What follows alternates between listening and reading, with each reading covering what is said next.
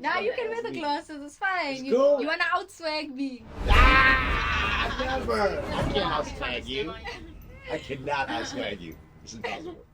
Oh, okay. So you remember the first time we spoke on the phone, and I was fresh off of watching the Been Thinking video, and I remember just seeing before the song even starts when you're in when you're in the car at the very beginning of it, you kind of like popping your shit or whatever, and I was like, damn, she has so much like just personality and energy. Then the beat drops, and it was just like that's when I really like caught your energy. So when we were on the phone, I was like, man, this girl is gonna be like a star, man. Like I can feel it. And that's kind of what I do for a living, right? Like I kind of call those kind of things like that.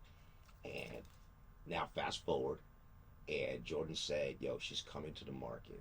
And I was just so excited because I feel like we've been here with you throughout the growth. Yeah. I feel like we've been here with you now. I don't think since day one, but maybe like day 42. Okay. Specifically 42. Yeah, or 43. Oh, 43. But it's just it's always real rewarding, and I think that artists don't always see this, and it's like for us as lovers of hip hop, you know, as fans of hip hop, because that's why we even get into this in the first place, right? And hip hop has taken on such a wide range now. Now you have things like reggae, Afro beats, all these things that have spun from that original party in the Bronx, right? So I gotta ask you, right? You know, we're celebrating the 50 years of hip hop right now, yes. right? So at what moment would you say that you fell in love with hip hop? Oh, at a very, very young age. Can you recall a Yes. specific moment? I feel like hip hop and R&B is a huge part of my culture at home. Absolutely. As well, because I mean, like in South Africa, my race is called colored, and it's a very stressful term to use in America because I know it's a derogatory term. Right. But I mean, that's what we are called in South Africa. Right. And a huge part of our culture is hip hop and R&B. And I grew up around it. My parents, like, that was our wake-up call. R&B and hip-hop would blast in the house when we had get-togethers. Blast. So, like, what were you guys listening to? Tupac, Biggie. Tupac and Biggie? Yes, I Aaliyah. love that. Tell me like, more. All the rappers, like Boyz II Men, like Brian McKnight, like, everything, you know? That's what I grew up listening to the most. I see the influence. Yeah. I see the influence. I can see the Boyz II Men in you a little bit, though. You can see it yeah, in the voice. I can. But yeah, like, it's been a huge part of my culture in general. So, I mean, I grew up loving it. Yeah. Still do. But at what moment, though, specifically, would you think where you said, you know what, I just love music? Like, for me, I remember I was about 6 years old when I first kind of like fell in love with hip hop. But I remember being about 22 years old and being at work and not being able to focus on my job because I was like writing music and picking music, and I was going home and DJing, and I was doing all these things that were not helping me do my job. And it was in that moment that I realized, I said, this is what I'm not supposed to be doing this. Yeah. I'm supposed to be doing this. And then I had a car accident and I was paralyzed. It took me 6 months to learn to walk again. And during that time, I had a lot of time to think. And it was during that time that I took this walk into radio. But it's kind of like, and I say that to say this, it's kind of like with you, like at what moment did you say, I'm going to take this walk? Because the walk that you're taking as an artist is not an easy one. I know it hasn't been easy for you. I know there's been a lot of ups, downs, a lot of Definitely. You know, it's a lot of stuff that we don't talk about. Like even with me, there's things that I had to go through to get to this space in my life that I don't tell everybody. There's things that happened along the way. There was tears. There was this. There was that. You know, but that's a long road, and every person that walks it, I feel in a way they know that it's gonna be a long road. I feel like it's very difficult for me to pinpoint one moment because I honestly remember ever since I was young, this is what I wanted to do. Like, my parents would even tell me when I was small, I was telling them, I'm going to become a singer, I'm going to become a pop star. And ever since then, I was working towards it, and it never changed. It's never changed. Even like once I finished high school, I literally told my parents, I'm not fetching my matric certificates. I passed. I'm happy I passed, but now I'm doing what I want to do. They must have been losing their shit. Definitely. Like I'm saying it like it was so easy. Yeah. But I was on that bed crying. Yeah, and they were like, okay, Tyler, sure, fine, whatever, yeah. Not even. They were like, no, study. Like, you have Exactly, to. right. And then eventually they said, take a year. We'll give you grace for that 1 year. Well, I feel like they were more supportive than most parents. Definitely. Like, I mean, Yeah. my parents, I feel like it was mainly out of fear because, I mean, in South Africa, it's not really, we can't really, like, we don't have examples.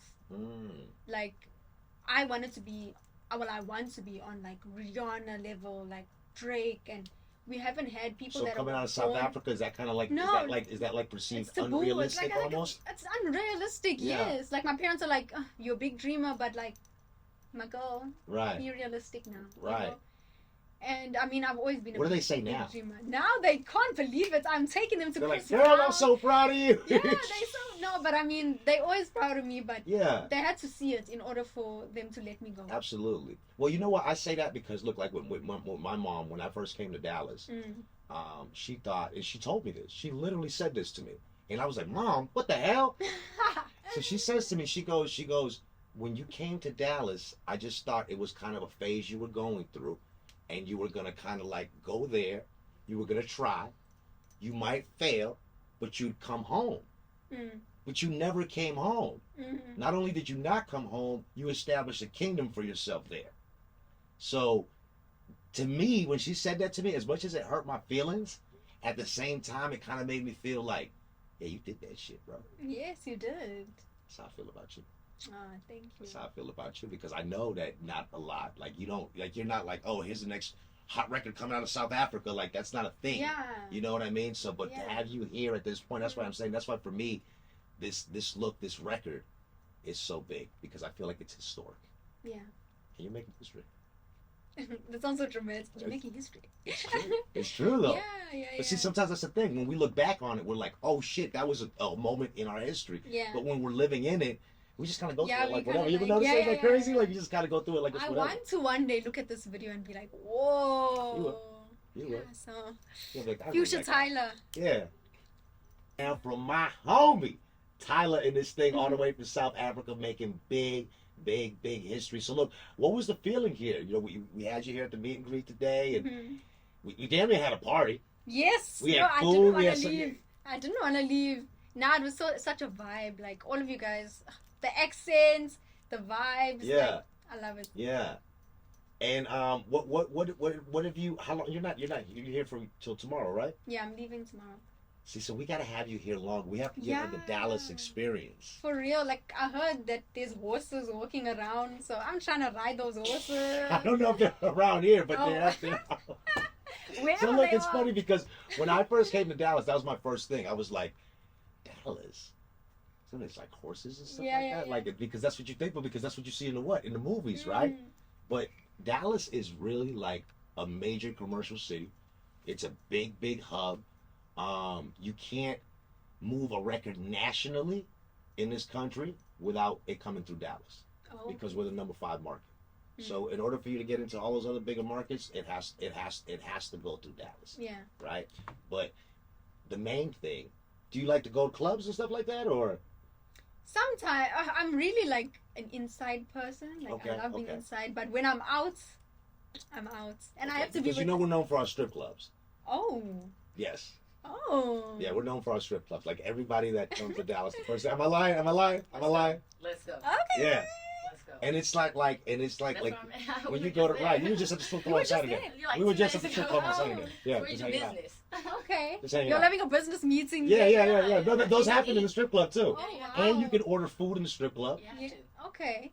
Wow. like whole meals. Like I mean, like 5-star, like you know, Yeah. depending on the strip club and stuff Yeah. like that. Yeah, like there's one place that you can order steak and lobster for lunch. Yeah, for real. Okay. Like that's the vibe. But I didn't know if you know what I mean. So Yeah, I'm saying maybe you'll never next know. time Yeah. we gotta get you a couple hundreds. Yeah. We gotta get you to the club, Please. and we gotta turn up. Perfect. Can we do that, Jordan? You can come. We'll get you some honey. I'm ready. Are you ready? I'm ready. Okay, I just didn't know because you know I'm like sometimes some people be like, no, you know I'm all good, I'm all set with that. Mm. We get a little wild in Dallas. Get the Dallas Yeah, we experience. get a little wild in Dallas. Yeah. So any last minute thoughts before you go for the people of Dallas? Hello, Jack Dallas. Like, this is literally my first time here. I'm loving it so far. I'm loving the people, and hopefully I'm here again soon. Yeah, and keep supporting that record. TYLA, Been Thinking, one of the biggest records in the country right now. You got to hear first right here on 97.9 The Beat. Power, y'all.